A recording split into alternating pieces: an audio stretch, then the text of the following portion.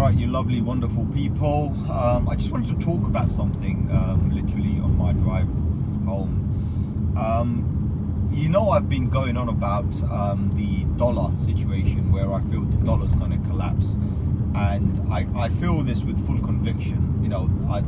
Everything is indicating that the dollar has to collapse. And funny thing is the dollar started to show signs. I mean, it's the worst today that it's been in almost a year, right? So when you start looking at this, you're like, okay, the dollar is looking quite funny. I mean, today is what? It's at 118 today, right? So that's like £1 will get you $1.18. And it looks bad, believe me, it looks really bad, right? So when I'm looking at it, I'm like, okay, dollar's definitely losing value against the pound, especially a few other currencies as well that I looked at. So I'm thinking, what's going on? Are people dumping their currencies or assets? We've talked about how some banks are actually buying gold, like especially in the USA and probably the whole world as well. They're buying as much. By the way, I'm doing free advertisement for, you can see all these places like food places, whatever that was, McDonald's, right? I'm joking, guys. Anyway, so yeah, basically just going to see me on my ride home. So the situation that I've seen was how the dollar's losing value, right? And for me, like being a crypto guy, the one thing that I could see is if the dollar loses value and dollar can't control inflation, and I know Biden's been on Twitter, of course it's not him, it's somebody else talking, but they've been on Twitter and whatnot talking about how they could probably get inflation under control, right, and reduce inflation, because inflation is what's happening right now, and they are admitting it indirectly by saying we could bring inflation under control means we are in inflation right now. That's very simple, right? There's no ifs and buts about that, and that's what's happened. It's literally out of control. Every word for word that they've said, it's the opposite. They said we can bring inflation under control. It means inflation is already here and it's out of control, and that's the problem. So that's what I'm saying. Now, being a crypto guy and especially being heavily invested in BTC and whatnot, right? And also some other coins as well. I mean, right now would be the one time that I could imagine where BTC should shine, right? BTC should shine. Of course, Ethereum as well, but only because of the merger, only because of ETH 2.0, only because of the ETH burning, and ETH technically is now slightly deflationary. I will never call it a full deflationary currency because ETH needs to stop producing or at least fix their supply. Then I will call it a deflationary. Until then, I cannot call it a deflationary because the fact states otherwise, right? So, but the point is they're both performing. They should perform. Ideally, they both should explode right now, right? So when we see the dollar collapse, ideally as a crypto person, I should see, BTC literally just spike.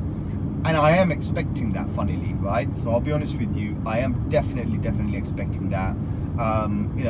It's time and time again, I won't say I called it, but I get these feelings and I enter BTC and I go all in, and time again, it's always been correct, right? And I don't want to say I'm correct all the time. I could be wrong.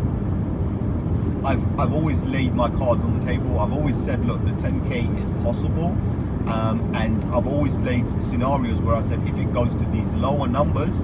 By the way, guys, it's going to be a bit noisy. I'm on the motorway. I don't know if you can notice this. Yeah, you can see the M1 coming up. So what was I saying? Oh, so the lines and the drawings that I've had, right?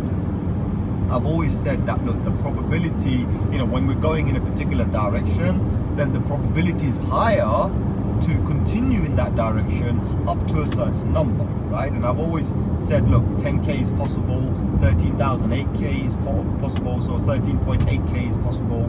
I've talked about 16K possible, and we've hit those numbers, right? So again, the possibilities are there, the probabilities were high, and bang on, we hit those probabilities exactly, right? Exactly, perfectly. We hit them, we beat them. We've even gone lower than that. I mean, our probability was 16,300. We went down as low as 15,500, and then we recovered again, right?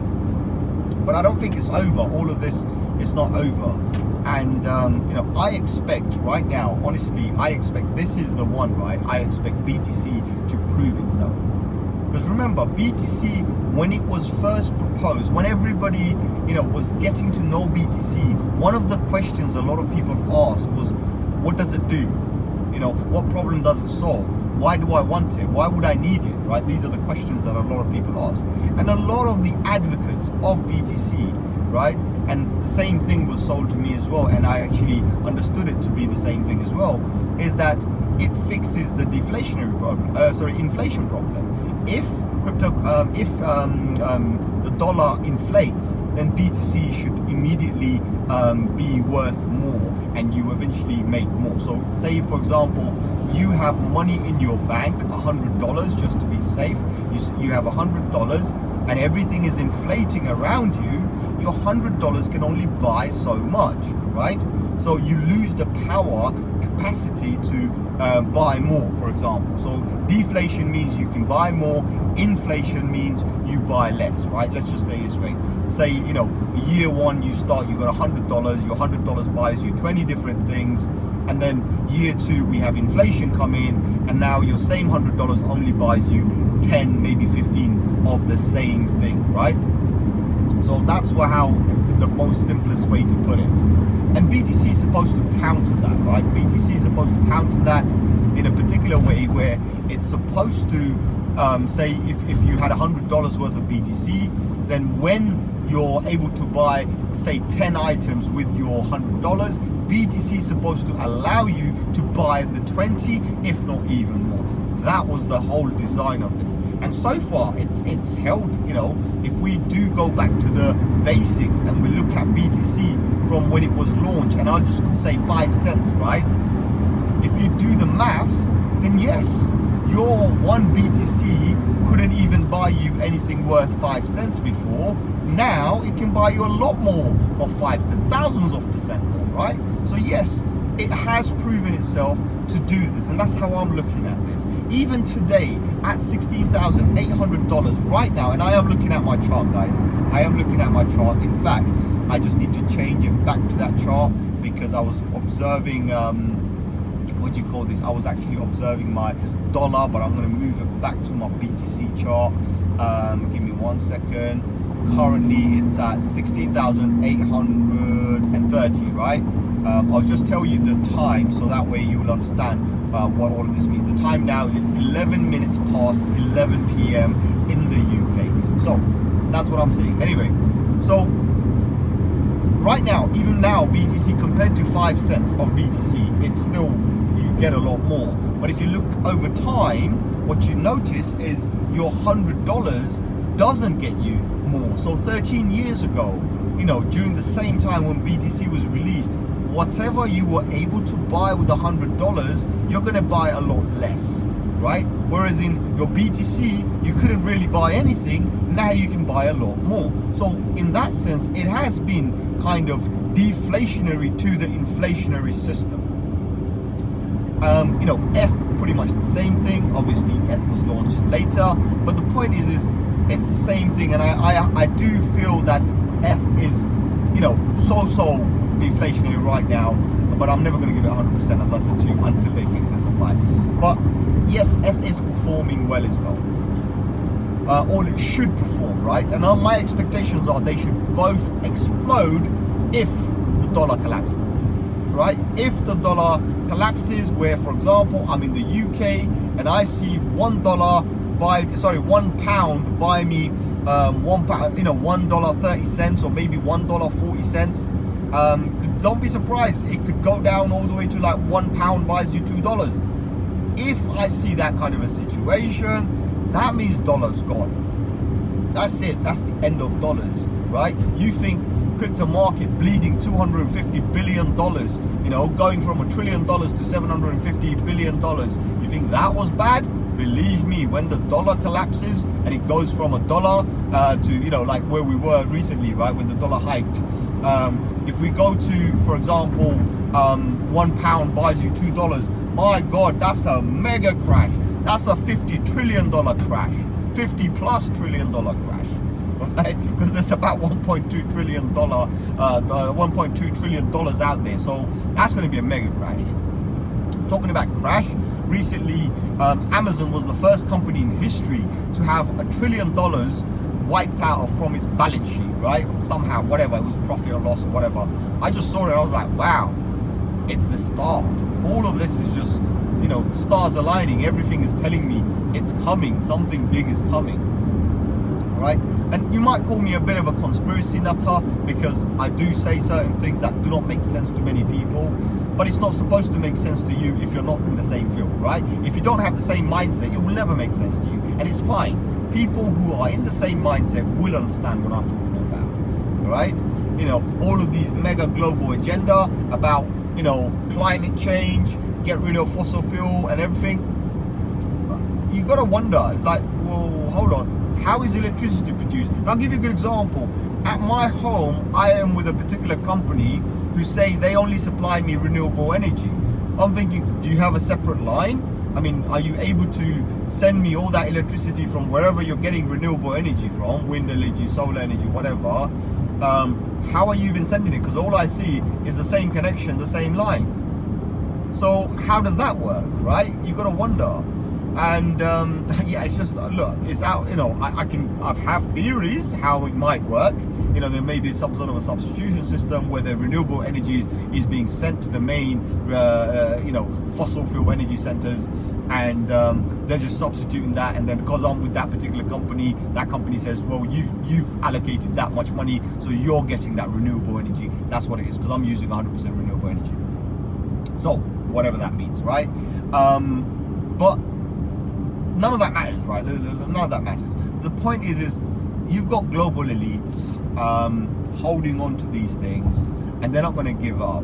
And for me, all I see is you take everybody off petroleum, you take everybody off diesel, you take everybody off everything, and you literally burn more anyway to produce the electricity, which then you can continue. Like, for example, it's not burn more. Technically, I would say you burn less, but you're more efficient, right? If that makes sense. Because all you're doing is you're burning very small amount compared to everybody filling up their tanks, because that's you know, you're making very small profits out there, but you'll be making a lot more with a lot less, if that makes sense, right? So, you know, there's definitely some, you know, look, big boys out there, big players, don't give up their playing cards that easily, right? If they know that it's a winning game and they're winning, why would they let go? And remember, most politics and most, you know, parties or whatever you want to call it, they're all at some stage like controlled, if not at least lobbied by, you know, these massive corporations out there. And remember, there's only a handful of them who are controlling all the others, right? So you got these big boys out there who are the biggest puppet masters, and then everybody else falls within the umbrella, or they will have some sort of an influence over them, you know, maybe with finance, with money, with partnership, whatever, but they definitely have influence over them. So those are the kind of situations I see, basically, that, look, it's not, nothing's going to go away. Nobody's going to let the dollar collapse. And if it is collapsing, then it's all part of something else. It's something bigger. That's how I'm treating. I'm not saying that, okay, look, $50 trillion is going to get wiped out in a single day. No, I'm not saying that. What I'm trying to say is $50 trillion is going to get wiped out for a bigger agenda, if that makes sense. And that would be a global shock. That would be the biggest recession in history. Now, what happens when something like that happens? I'll tell you, right? So when situations like this arise, where people are desperate, people don't know what to do anymore, your income isn't enough, or probably a lot of people, businesses will shut down, they won't even have a job. What do you do? Well, you've got a problem, so what do you do, right? You will obviously look to your governments, look to your leaders. And that's when they come up with the solution, right? So you have a problem, you have a reaction, you have a solution. And this is what I'm seeing. I'm seeing that there's some sort of a solution that we don't know what it is, but it's coming. I know they've been talking about the Great Reset, and the Great Reset has been attributed to climate change, and a lot of conspiracy people have been saying it's probably the money reset. Well, there's no harm in saying it could be all of that. It could be absolutely all of that. But remember, nobody's going to give you their winning cards, right? Nobody's going to give it to you, right? They're winning, so why would they give it to you? So you just play it differently. Play your cards right, play it differently, full stop, right? But you still have the winning cards, right? So that's what it is. That's how I see this.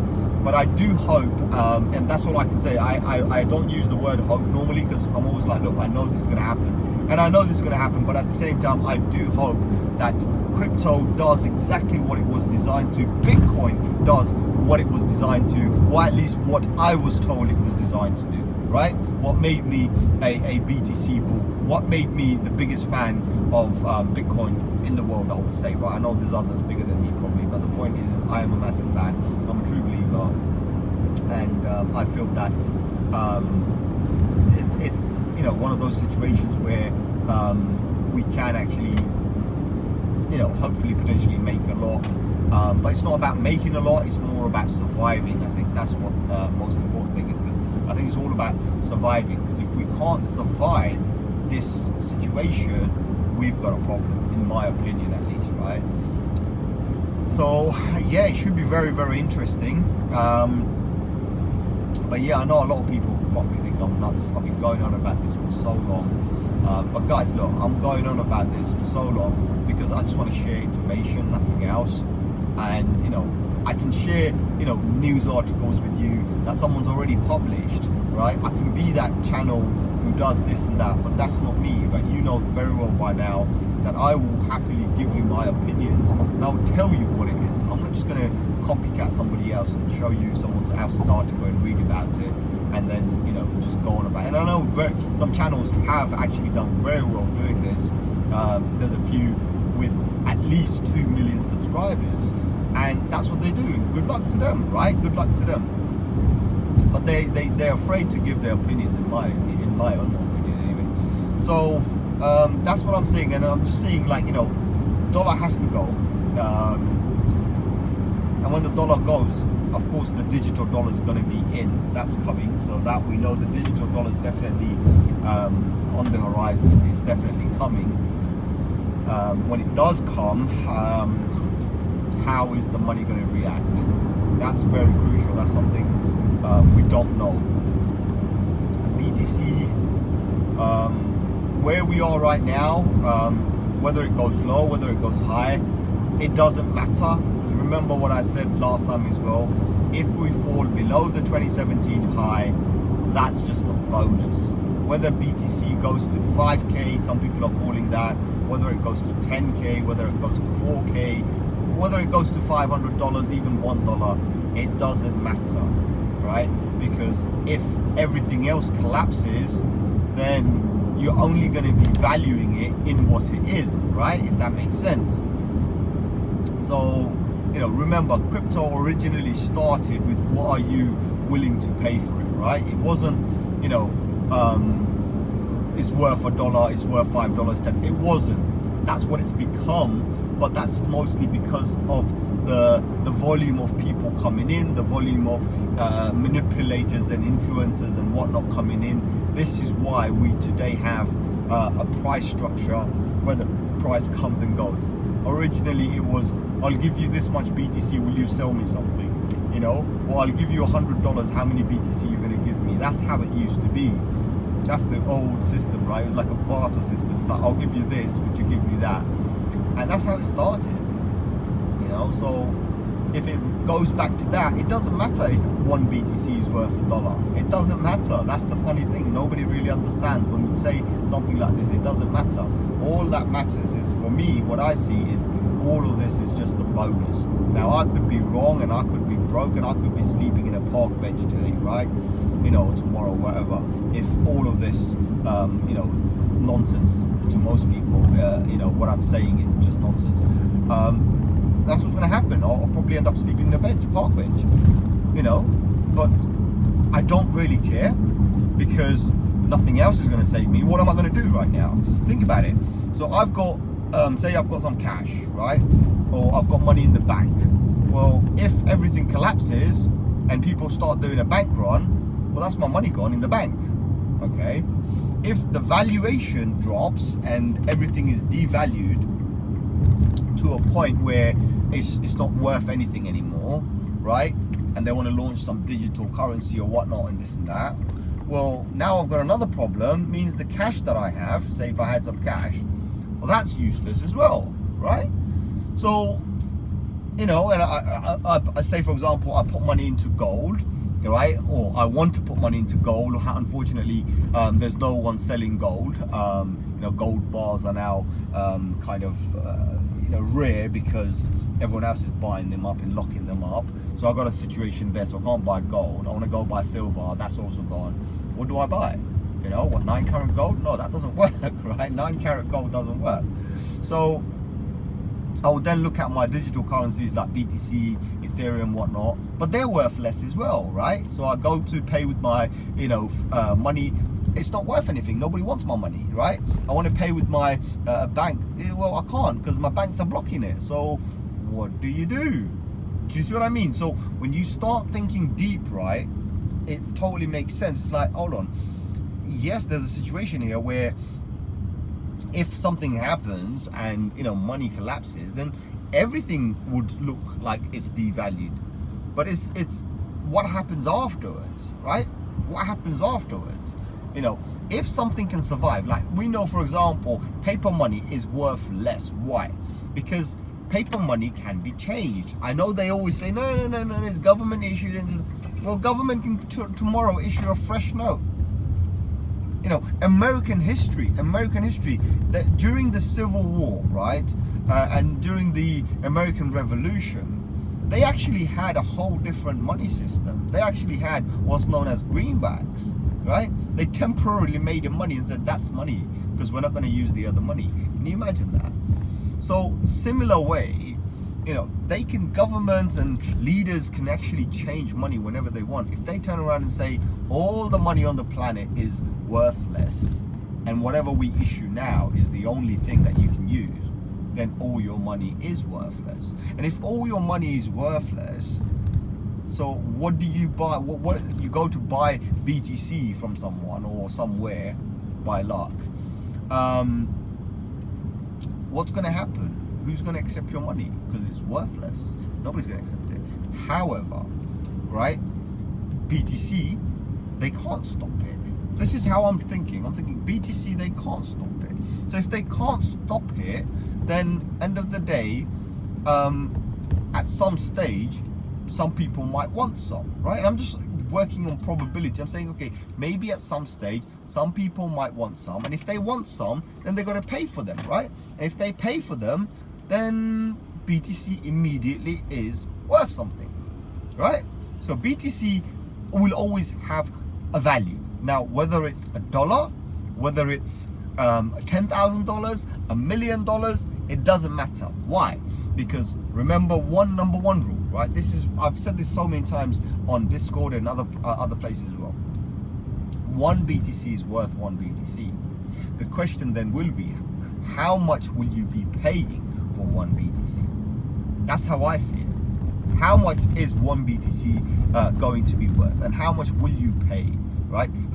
So that's how it's going to go back to that basic system. Remember what I said, the barter system is like, I'll give you 10,000 BTC, will you give me a pizza? BTC pizza day, anybody? So that's how it's going to be, back to the old barter system. And then we'll restart this valuation and whatnot. And then maybe we can turn around and say, oh, one BTC is worth this much. Well, no, actually, your money is worth one BTC. Does that make sense, right? So, because one BTC has always been one BTC. It's never been, you know, $1, $10,000, $20,000, $50,000. It's never been that, guys. So, you know, I thought about it and I said, well, for me, it doesn't change my mind. I'm still seeing great things. So I'm okay with that. Happy days, I'm okay with that. I don't see much of an issue. So, yeah, pretty interesting stuff. So, yeah, I know you probably like thinking, what the hell is this guy going on about? He's shouting and screaming and talking and whatnot and this and that. You know, what's he on about? Guys, think about it. Just think about it. Okay, Think about it. You know, and it's got nothing to do with me being bullish, nothing to do with anyone being bearish, nothing to do with anything, absolutely. It is just the facts. One BTC is worth one BTC. It doesn't matter if one BTC is $1 or if one BTC is $1 million. What matters is how much money one BTC can get, right? Or how much money you're willing to pay for one. You know, so for me, I've always mentioned to you, anything below 19,900 whatever, that's my fair price, right? I'm happy to pay a fair price below the 19,900 whatever, because that would be the bonus price that I could get. Anything around that 20k level is a fair price, right? Why? It's fair price because of where we've been to, right?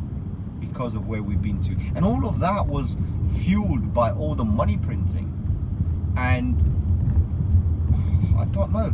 So we know what the money printing does, it pumps. But what happens when you take the money away? Well, it's the opposite, isn't it? And that's what's happening right now. So I'm gonna leave you on that thought, and yeah, I think yeah, a lot of the brothers or sisters, whoever, driving in front of me, if your number plate's there, I apologize, but yeah, you're famous now. No, you're not. My channel's very small. But guys, let me know your thoughts in the comments. But other than that, I'm about 10 minutes away, so I'm just gonna carry on, and I'll leave you, and I hope I can get some nice comments from you guys and see exactly what your thoughts are, and what do you think, you know, how do you feel about what I just said? I mean, am I just completely insane? Have I lost the plot, or what is it? So other than that, guys, like, share, subscribe, and I'm going to catch you on another one very soon. Adios, mi amigos.